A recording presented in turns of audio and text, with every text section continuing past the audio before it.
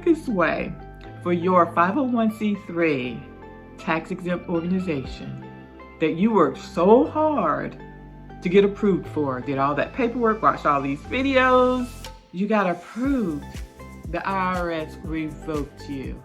Do you want to know what the quickest way is to get revoked for the IRS to do that? That is to not file your annual return. Though you are established as a 501c3 tax-exempt organization, meaning you don't have to pay taxes on any gross receipts, donations, grants, whatever, any money you receive, you don't have to pay taxes on that. The IRS still wants to know about your money. They still want to know what type of grants you got, how much you got, what your expenses were. They still want to know this. So if you don't file Form 990, again, that's return of organization exempt from income tax, got it on my notes. If you don't do that for 3 consecutive years, they give you 3 years in a row to file this return. And if you don't do that within that time frame, guess what? You are automatically revoked. They will snatch your stuff back. Automatically, they're not going to call you, they're not going to text you, they're not going to send you a letter. Hi, Beatrice. I just wanted to remind you that you did not file your annual return for your organization. They're not going to do that. It's not that they don't care, but they don't care. Like, you are the one that has to care, that you are following their rules and regulations. And guess what? They have a team of people, I'm sure, that's somebody mans that fort to see which organization hasn't filed their annual return for 3 consecutive years.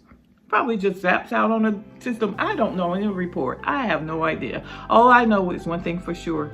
They will take your stuff back. What you worked so hard for. You know this paperwork is really hard. And especially if you paid somebody to do it, you know how much that is.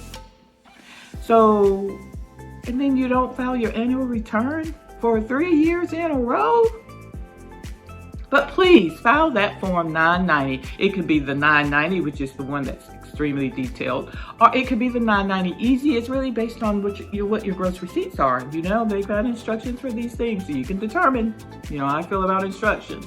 Or you can file the 990 postcard. That's the simplest one. That's just a 1, 2, 3 electronically filed, done. If you have not received less than $50,000 in donations, grants, whatever, gross receipts, then you can just do that e-postcard.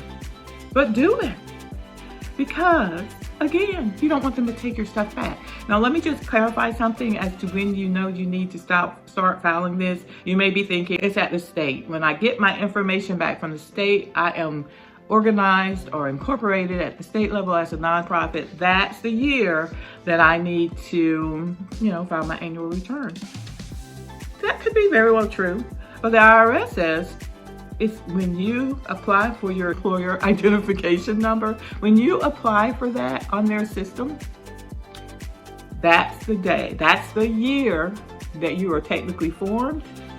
And then that is the year you need to be accountable for to file that annual return. But the point is, you've got to file your information.